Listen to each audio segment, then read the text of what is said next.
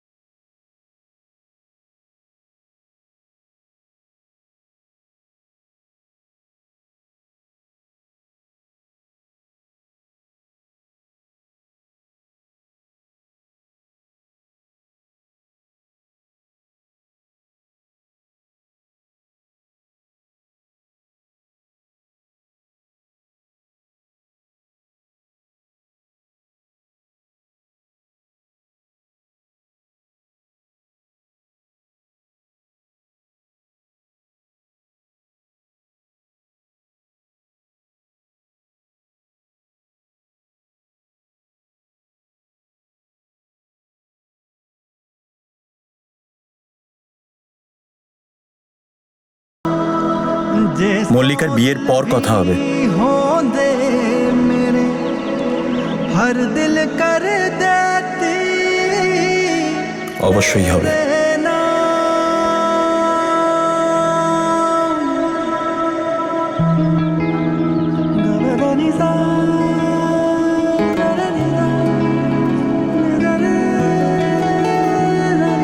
तू है खुदा तू इबादत मेरी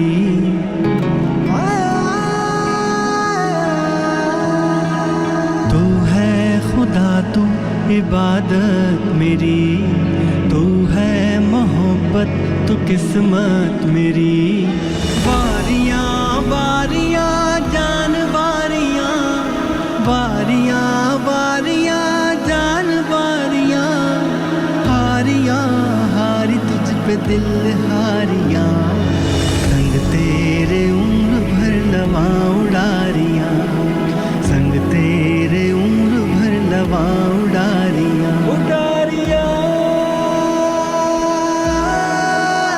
उड़ारियां। থ্যাংক ইউ ওপরওয়ালা, থ্যাংক ইউ সো মাচ। মনে হচ্ছে এবারে মল্লিকার নূরের বিয়ের পরে সবকিছু ঠিক হয়ে যাবে।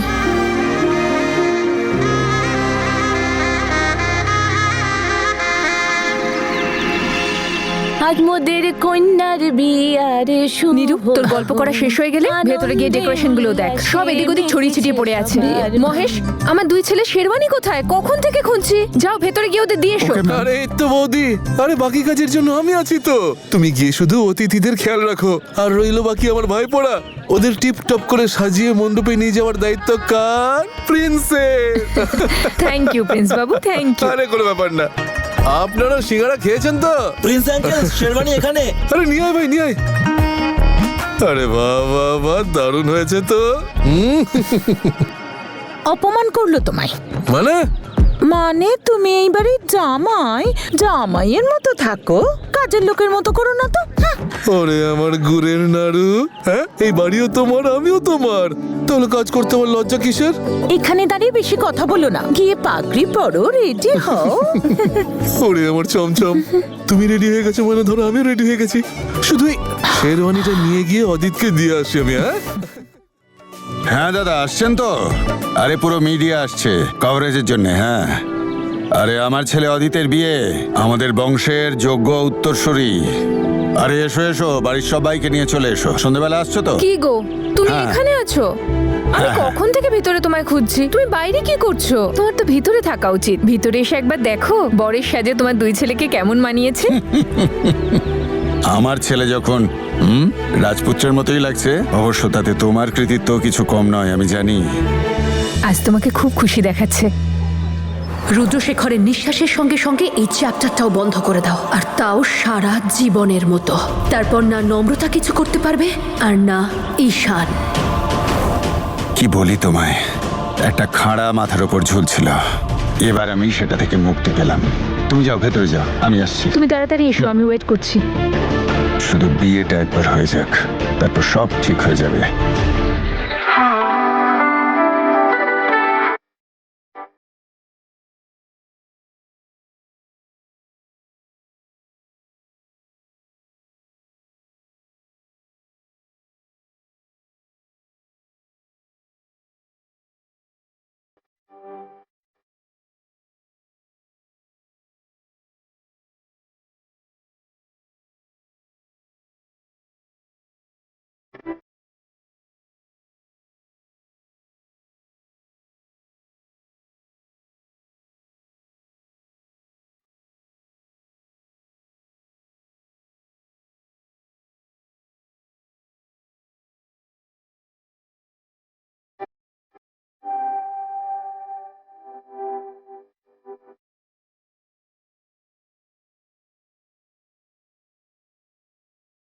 তুই আমার কথা শোন, মল্লিকাকে বিয়ে কর, নিজের জন্য নয়, নিজের পলিটিক্যাল ক্যারিয়ারের জন্য।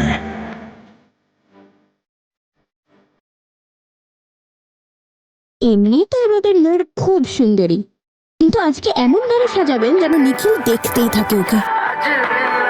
আমি নিখিলকে পেয়ে তোদের চেয়ে ভালো ছেলে পেয়েছি, এবার আমি রাজরানী হয়ে থাকবো। আজকে আমি খুব খুশি নূর যে তোর বিয়ে হয়ে যাচ্ছে। শুধুমাত্র উপরওয়ালা সব ঠিকঠাক করে দেন। মনে আছে তো তোর, এই বিয়েটা তোর স্বপ্নের বিয়ে নয়, বরং এই বিয়েটা তোর স্বপ্ন পূরণ করার জন্য হচ্ছে। সমস্ত ক্যামেরা তোর উপর আর মল্লিকার উপর থাকবে। আজকে ক্যামেরাগুলো সারাক্ষণ আমাদের উপর ফোকাস করবে, অনেক মিডিয়া কভারেজ হবে, আর সমস্ত খবরের কাগজে সব টিভি চ্যানেলসে শুধু আমাদের দেখাবে। শুধু আজকে যেন আমাকে একদম পিকচার পারফেক্ট দেখায়।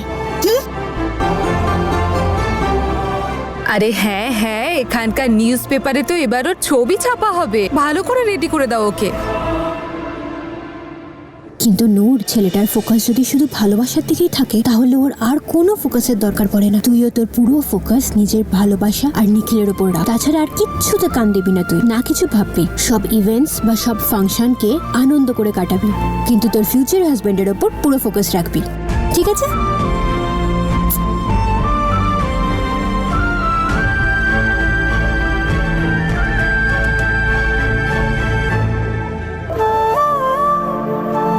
মিডিয়া কভারেজ হবে। নিউজ পেপারে তো এবার ওর ছবি ছাপা হবে।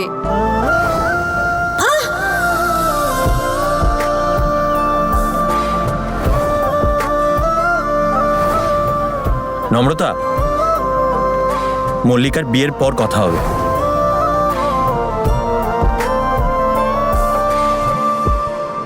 এই বিয়ের কভারেজ সমস্ত মিডিয়াতে আর পেপারে পাবলিশ হবে, আর তুই সেটাতে সব থেকে বড় হিরো হতে পারিস। আর তোকে নিজেকে একজন আইডিয়াল ফ্যামিলি ম্যান হিসেবে প্রতিষ্ঠিত করতে হবে। সবার যেন এটা মনে হয় যে তুই তোর ফ্যামিলিকে আর স্ত্রীকে ভীষণ ভালোবাসিস। তোর ভাবি স্ত্রী কিছুদিন আগেই তার বাবাকে হারিয়েছে। লোকে যেন এটা ভাবে যে তার এই দুঃসময়ে তুই তার পাশেই আছিস। মিডিয়া এইসব খবর খুব বড় করে ছাপে।